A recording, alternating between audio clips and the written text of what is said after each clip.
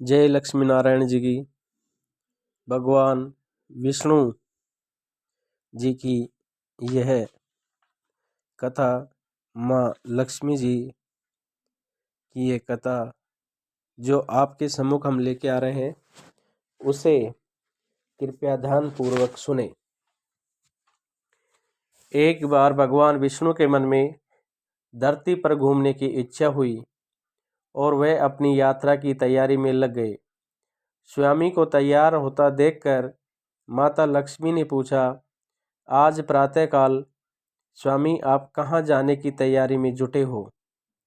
भगवान विष्णु जी ने कहा, लक्ष्मी मैं धरती लोक पर घूमने जा रहा हूँ।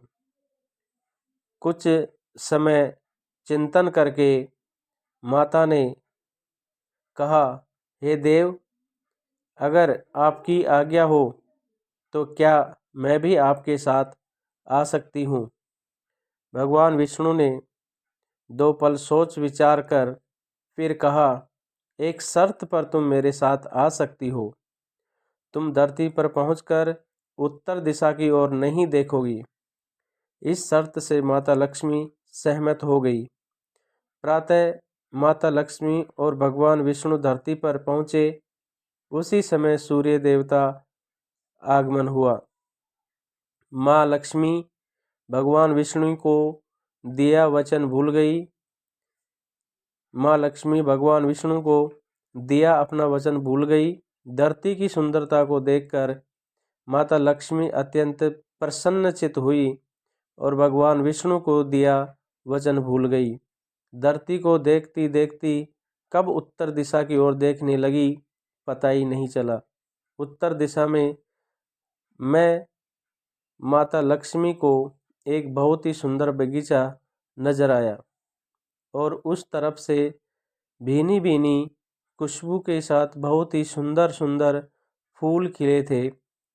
यह एक फूलों का खेत था। माता लक्ष्मी बिना सोचे समझे उस खेत में चली गई और एक सुंदर सा फूल तोड़ लाई। जब माता लक्ष्मी भगवान विष्णु के पास वापस आई तो भगवान विष्णु की आंखों में आंसू थे। भगवान विष्णु ने माता लक्ष्मी से कहा, किसी से बिना पूछे उसका कुछ भी नहीं लेना चाहिए और इसके साथ अपना वचन भी याद दिलाया। माता लक्ष्मी को अपनी भूल का पता चला तो उन्होंने भगवान विष्णु से इस भूल की माफ़ी मांगी। भगवान विष्णु ने कहा, तुमने जो भूल की है उसकी सज़ा तो तुम्हें ज़रूर मिलेगी। जिस माली के खेत से तुमने बिना पूछे फूल तोड़े हैं, यह भी एक प्रकार की चोरी है। इसलिए तुम 3 साल तक माली के घर नौकर बनकर रहोगी। इसके बाद मैं तुम्हें बैकुंठ वापस बुलाऊंगा। माता लक्ष्मी ने चुपचाप सर झुकाकर वचन स्वीकार कर लिया। माता लक्ष्मी एक गरीब औरत का रूप धारण करके उस खेत के मालिक माधव के झोंपड़ी पर गई।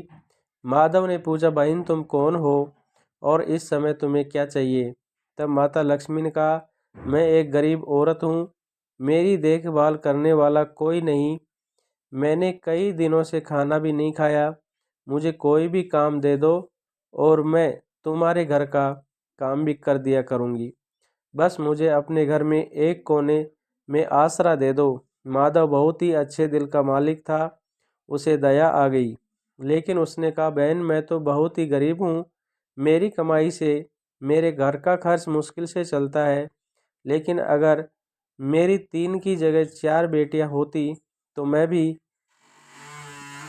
तो भी मैं न मैं तो भी मैं गुजारा करता। जैसा रूखा सूखा हम खाते हैं उसमें खुश रह सकती हो तो बेटी अंदर आओ।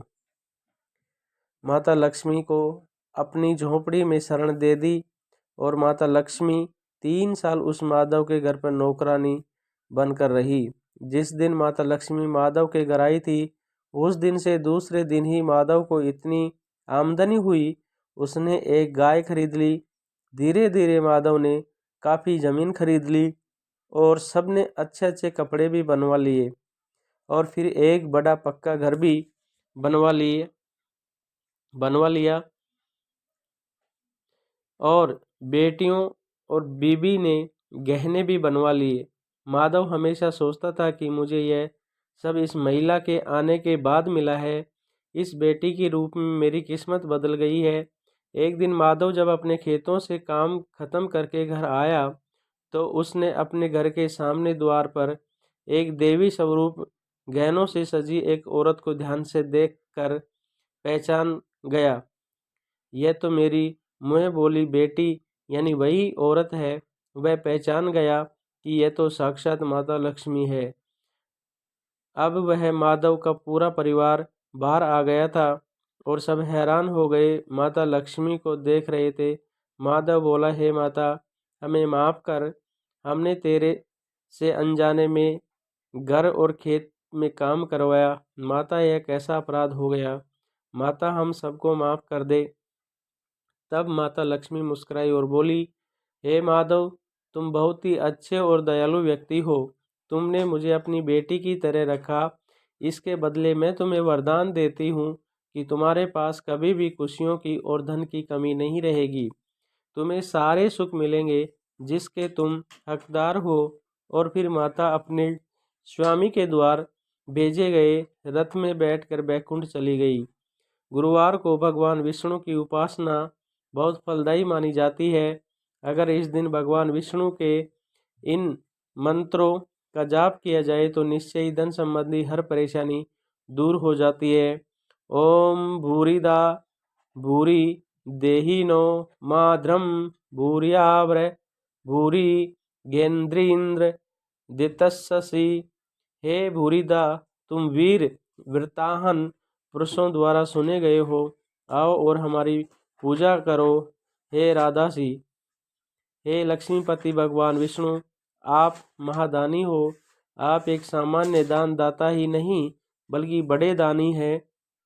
इस संसार में कहा जाता है कि जो हर जगह से निराश हो गया हो, आपके पास से कभी भी खाली हाथ नहीं जाता। आप उसकी इच्छा पूरी करते हो। हे भगवान विष्णु, उसी तरह मेरे भी आर्थिक समस्या से मुक्ति दिलाओ। सर्पसैया का शांतिपूर्ण रूप कमल नाभि देवताओं का भगवान, वह ब्रह्मांड का आधार है और आकाश जैसा दिखता है। कमल नेत्र लक्ष्मीकांत योगियों के ध्यान के लिए सुलभ है।